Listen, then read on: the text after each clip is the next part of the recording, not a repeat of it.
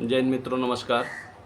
आज हम लोग विशेष करके बात कर रहे हैं सिर्फ हमारे महिला अभ्यर्थी जितनी हैं उसमें से कुछ लोगों का मैसेज आया था कि सर हाई जंप और लॉन्ग जंप में बहुत दिक्कत हो रही है, हम लोग कैसे पास करेंगे, कैसे हम लोग की सिलेक्शन होगी, इसके बारे में कुछ बताइए। तो देखिए, इसके बारे में हम वीडियो के द्वारा क्या बता सकते हैं आपको।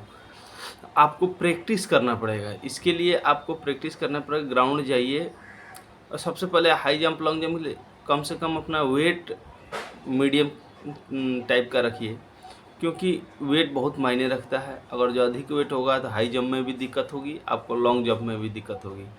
और फिर भी ये महिला अभ्यर्थी लोगों के लिए बहुत कम रखा गया है। फिर भी आप अगर प्रैक्टिस नहीं सीखेंगी तो पास करना बहुत मुश्किल है। हम लोग खुद हाई जंप लॉन्ग जंप किए हैं, हम लोग को पता है।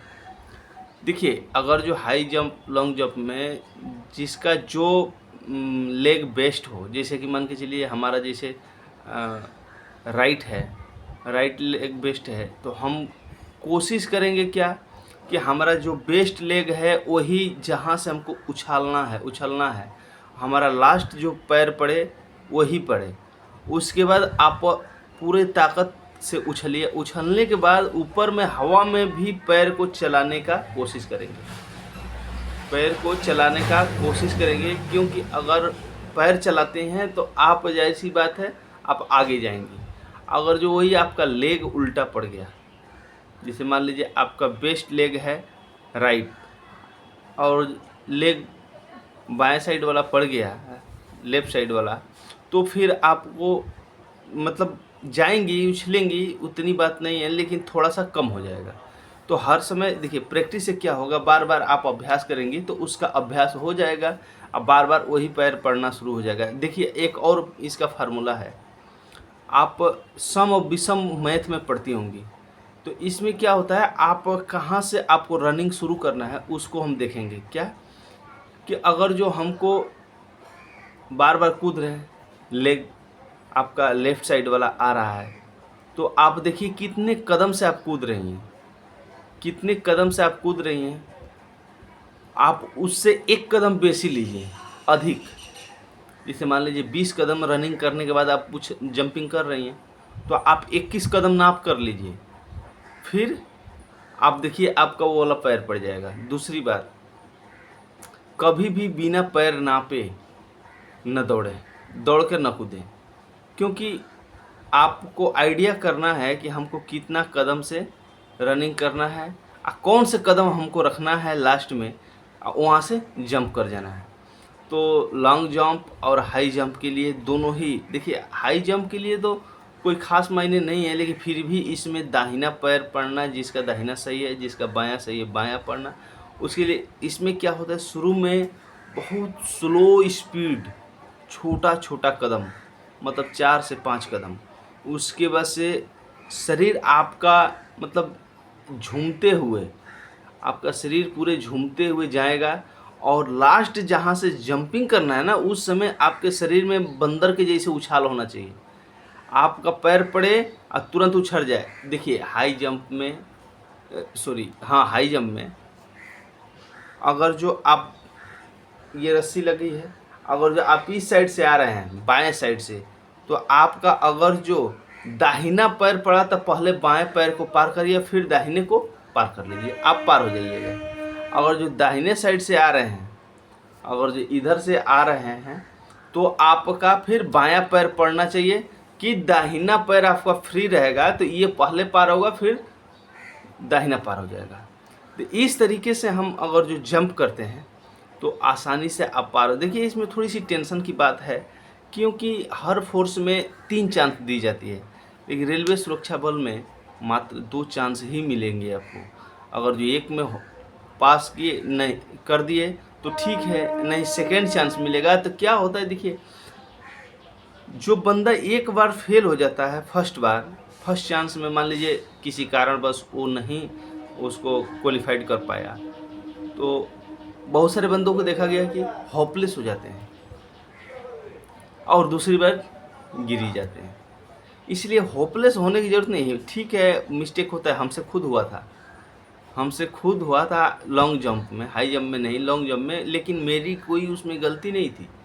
क्या हुआ था, जहाँ से जंप मारना था वहाँ पे एक लकड़ी का पटरा रखा हुआ था, उस पे चून गिराया हुआ था, चूना, और वहाँ से जंप करना था। मैं लकड़ी के पटरे पे पैर रखा और वो नीचे पूरी रेत थी, पैर स्लिप कर गया। पैर स्लिप मतलब पटरा सरक गया पीछे की तरफ, और जब पीछे की तरफ सरक गया तो पूरा शरीर का बैलेंस और ताकत ख़त्म हो गया। मैं 2-3 फीट पीछे ही गिर गया।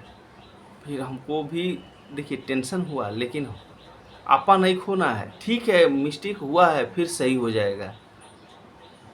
वहाँ पे मैंने जो अधिकारीगण बैठे हुए थे उनसे एक बात पूछा कि सर मैं क्या इस पटरे से पीछे से ही कूद सकता हूँ? बोला कि आप 4 फीट पहले से कूदो, किंतु उससे मतलब नहीं है। मतलब ये है, आगे सामने जो चूना लगाया हुआ है 14 फीट पे, उसके आगे जाके गिरना है, पीछे नहीं। और इधर में भी एक चूना है, उधर में भी एक चूना है 14 फीट पे। तो बोला कि इस चूना से पहले से जंप करना है और उस चूना के बाद जाके गिरना है।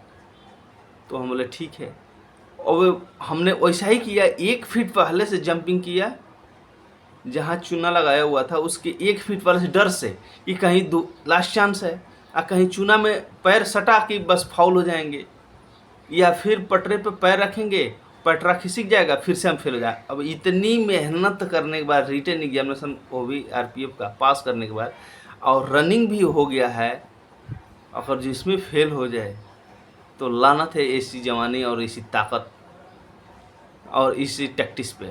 तो हमने बोला कि भाई 1 कदम पहले से ही मारो, आगे जाके गिरना है। फिर भाई 1 कदम मैं पीछे से ही मार दिया जंप, और उसके कम से कम 2-2.5 कदम आगे जाके हमने गिरा था।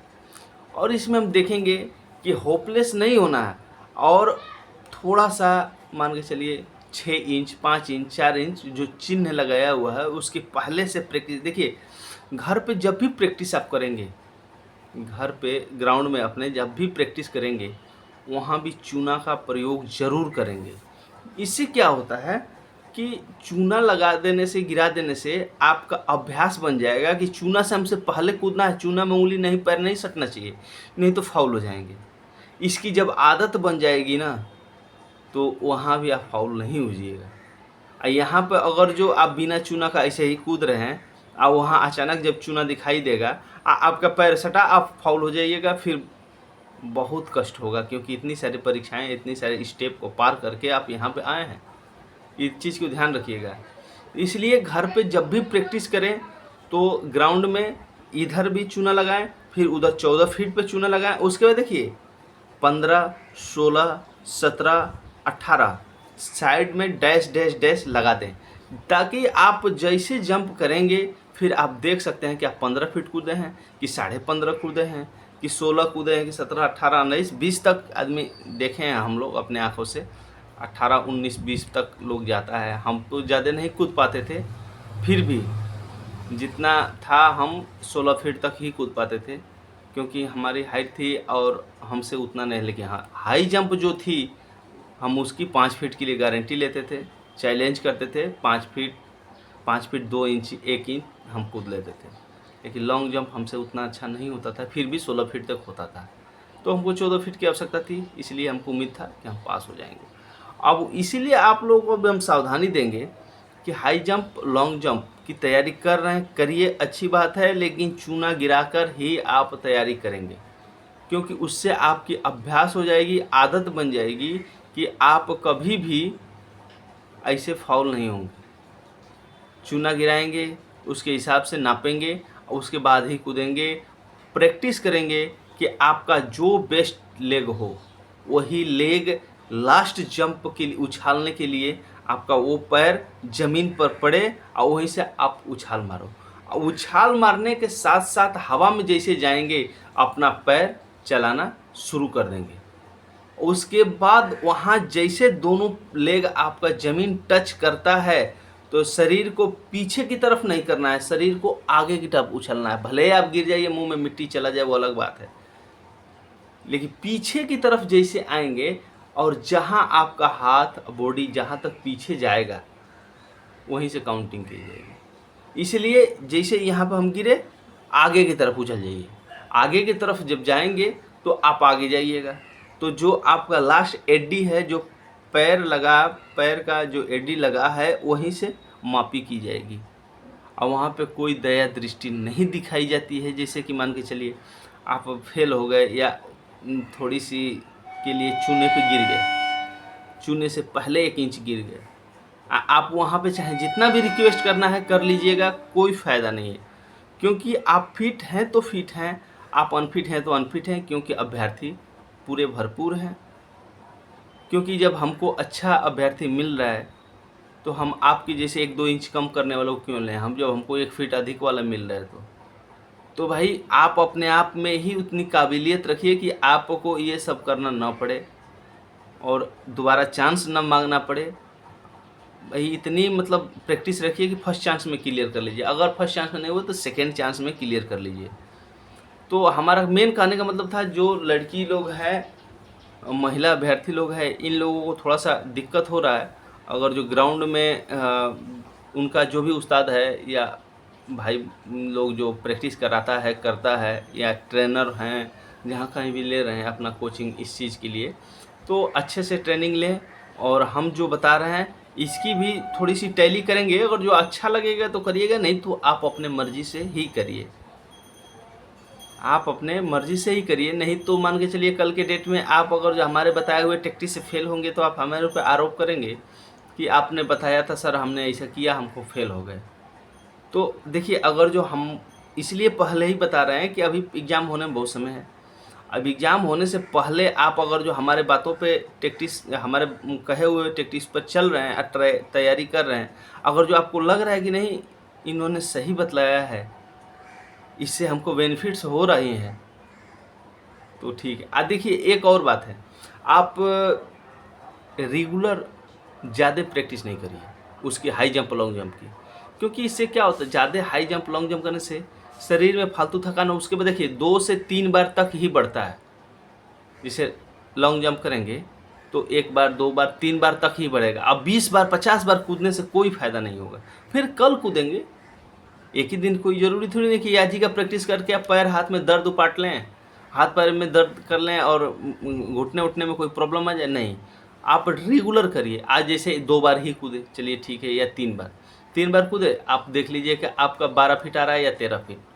चलिए कल के डेट में जाइएगा जब, वहाँ भी देखिए कि हमारा 12 फीट जा रहा है या 13 फीट जा रहा है।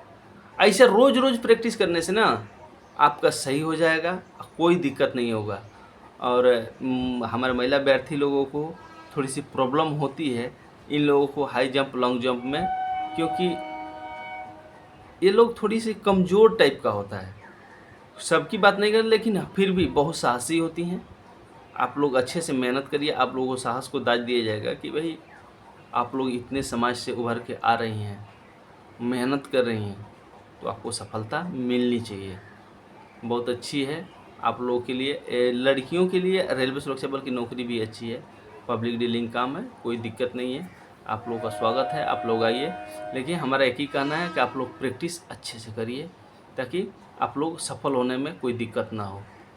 जय हिंद मित्रों। अगर जो किसी को कोई भी इस संबंधित हाई जंप लॉन्ग जंप के प्रॉब्लम होती हो तो आप बेहिचक पूछ सकते हैं, या हमें जितना जानकारी रहेगा रेलवे संबंधित हम आपको ज़रूर कमेंट में, वीडियो में बता सकते हैं।